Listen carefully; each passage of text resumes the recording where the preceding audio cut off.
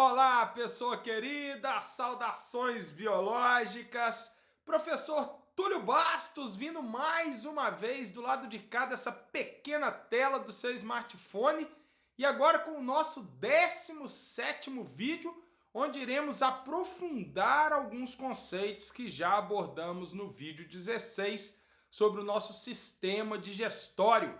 Então roda a vinheta que a gente volta falando alguma coisa a mais sobre os processos químicos e físicos e encerrando o assunto sobre digestão. Simbora!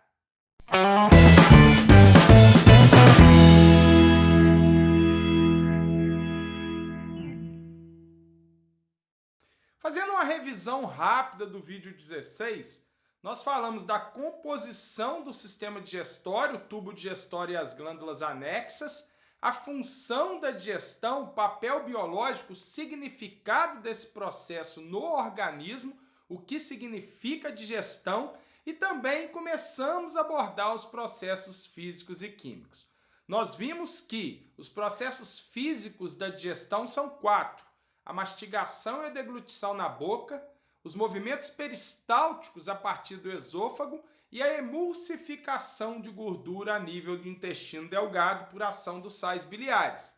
E os processos químicos da digestão são 3: a insalivação na boca, a quimificação no estômago e a quilificação no intestino delgado. Agora vamos falar um pouco mais sobre esses processos químicos da digestão, começando pela insalivação. A insalivação é o processo de ação da saliva sobre o alimento na cavidade oral.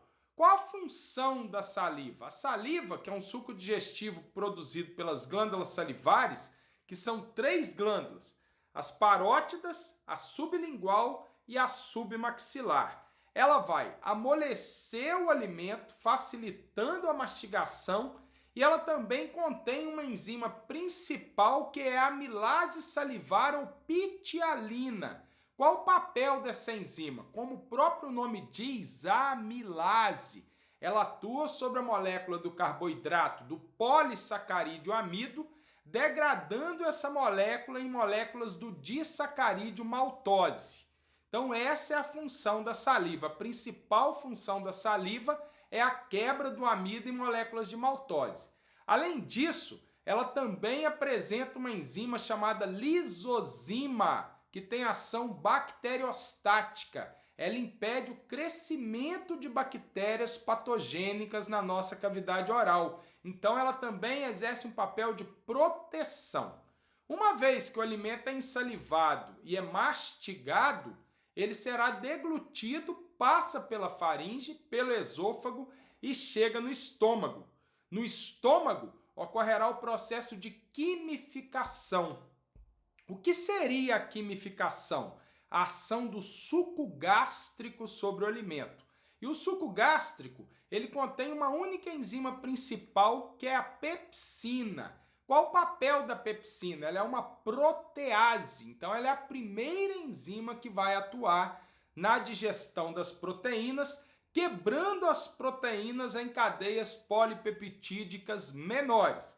Lembrando que, como as proteínas são formadas por sequências de aminoácidos ligados por ligações peptídicas, a protease ela vai agir, no caso a pepsina, ela vai agir sobre a proteína da carne, proteína do leite, do ovo, da soja, dentre outras proteínas que são ingeridas junto aos alimentos, fazendo composição desses alimentos, fazendo parte desse alimento, e começa a digerir essa proteína, quebrando em cadeias polipeptídicas menores. Vamos voltar para a gente falar um detalhe. Depois que o alimento é mastigado, ensalivado, ele passa a ser chamado de bolo alimentar. Aí ele será deglutido, como nós comentamos, e ao chegar no estômago e sofrer a ação do suco gástrico, ele passa a ser chamado de quimo. Esse quimo agora ele vai para o intestino delgado e vai sofrer a ação de 3 sucos digestivos. O suco entérico, produzido pelo próprio epitélio de revestimento do intestino delgado, o suco pancreático, produzido no pâncreas e lançado também no intestino, e a bile, que é produzida no fígado, armazenada na vesícula biliar e depois ela é lançada no intestino delgado. A bile é o único suco digestivo que não contém enzima. Ela contém sais biliares responsáveis pelo processo de emulsificação de gordura e, como nós já comentamos, isso é um processo físico e não um processo químico.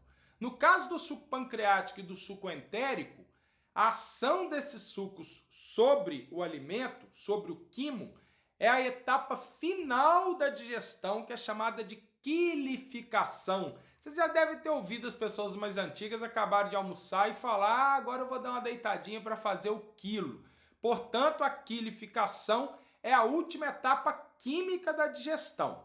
Quais as principais enzimas presentes no suco pancreático? Lipase pancreática, proteases, que seria a tripsina e a quimiotripsina, e eu tenho também as nucleases pancreáticas. A tripsina e a quimiotripsina, como elas são proteases, elas vão atuar sobre as moléculas de polipeptídeos, as cadeias polipeptídicas, que foram formadas no estômago por ação da pepsina sobre as proteínas. E vai quebrar essas cadeias em cadeias ainda menores que depois sofrerão digestão final por ação de uma enzima que nós vamos comentar presente no suco entérico. A lipase pancreática, ela vai atuar na digestão dos lipídios. Ela é beneficiada por ação dos sais biliares que vão degradar fisicamente a gordura e vão facilitar a ação da lipase. Essa, por sua vez, vai fazer a digestão química da gordura, dos lipídios, quebrando eles em ácidos graxos, álcool e, dependendo da gordura, em outros componentes que aí serão absorvidos. E nós temos também as nucleases. O que as nucleases fazem? Elas pegam os ácidos nucleicos, DNA e RNA, presentes em alimentos como fruta, verdura, legume, carnes, e ela vai degradar esses ácidos nucleicos em suas unidades constituintes. Que unidades seriam essas? Os nucleotídeos. Depois, esses nucleotídeos vão sofrer a ação das nucleases entéricas, das nucleases intestinais. Então, falando do suco entérico e já aproveitando o ensejo, a primeira enzima que a gente vai falar são as nucleotidases. Elas pegam os nucleotídeos e quebram esses nucleotídeos em suas unidades constituintes, que seriam bases nitrogenadas. Lembra das bases nitrogenadas? Adenina, guanina, citosina, timina e uracila.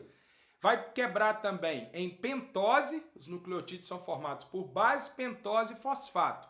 E as pentoses seria a ribose e a desoxirribose. E por último, eu tenho uma enzima no suco entérico que é chamado de enteroquinase, que ela é uma enzima de ativação. Ela vai ativar a tripsina pancreática. A tripsina inativa é chamada de tripsinogênio. E para que ela possa atuar na digestão das cadeias polipeptídicas no intestino, ela precisa ser ativada e sua ativação depende da ação da enzima enteroquinase, que faz parte do suco entérico. Eu também tenho um grupo de enzimas e que são chamadas genericamente de erepsinas. Seriam aminopeptidases e carboxipeptidases, ou melhor dizendo, seriam dipeptidases. Seriam enzimas que vão pegar cadeiazinhas com poucos aminoácidos e digeri-las para a obtenção de aminoácidos que seriam absorvidos. Depois que isso tudo aí foi digerido e absorvido, aquilo que ficar no intestino delgado vai se deslocar para o intestino grosso, aonde vai receber reabsorção de água e eletrólitos e, consequentemente, formar o bolo fecal, que será eliminado pela defecação. Um detalhe muito importante a respeito do processo digestivo. Embora as fibras de celulose não sejam digeridos na digestão humana, já que nós não apresentamos na composição das nossas enzimas a enzima celulase, nem produzida por micro-organismos, como alguns animais, como os ruminantes, e nem produzida diretamente pelo nosso corpo, a celulose, embora ela não possa ser digerida, ela é muito importante porque as fibras de celulose vão exercer papéis importantíssimos na nossa digestão.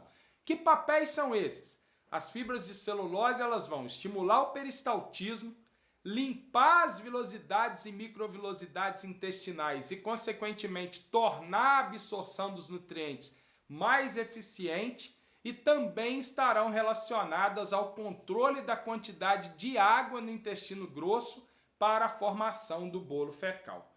Para a gente encerrar esse nosso vídeo, vamos falar de um detalhe muito importante. Como que se dá o controle hormonal da nossa digestão? Existem 4 enzimas principais: a gastrina, a enterogastrona, a secretina e a colecistoquinina. O que a gastrina vai fazer? A gastrina ela vai estimular a produção do suco gástrico. E a enterogastrona ela vai inibir a produção do suco gástrico depois que o quimo passa para o intestino. Já a secretina, ela estimula a produção do suco pancreático rico em bicarbonato, que vai alcalinizar o meio intestinal. Vou comentar isso agora no final do vídeo. E a colecistoquinina? A colecistoquinina estimula a produção do suco pancreático rico em enzimas. Uma última coisa sobre a digestão. Na boca, o pH excelente, o pH ótimo, digamos assim, para a ação das enzimas na boca, seria o pH neutro. No estômago, o pH já é ácido, por causa da secreção do ácido clorídrico, que é um ácido forte, e, dentre outras funções, ele está relacionado à ativação da enzima pepsina. E no intestino? No intestino, por causa da secreção do bicarbonato, como nós falamos, o pH já é ligeiramente alcalino, entre 8 e 9. Eu espero que esse vídeo, junto com o vídeo 16, possa esclarecer muitas das suas dúvidas sobre o processo digestório. A gente continua com o próximo vídeo falando sobre o sistema respiratório. Gostaria de agradecer demais pela sua audiência em nosso canal. Caso você ainda não tenha se inscrito, se inscreve em nosso canal, clique no sininho para receber as notificações dos outros conteúdos e dos outros vídeos do nosso canal. Deixe o seu like, deixe o seu joinha, ele é muito importante para ajudar o nosso projeto a crescer. Compartilhe o nosso conteúdo com seus colegas, siga-nos nas redes sociais, no Instagram, no Facebook. Eu termino desejando para você um excelente estudo e um aprendizado maravilhoso e, acima de tudo, transformador. Um grande abraço, valeu!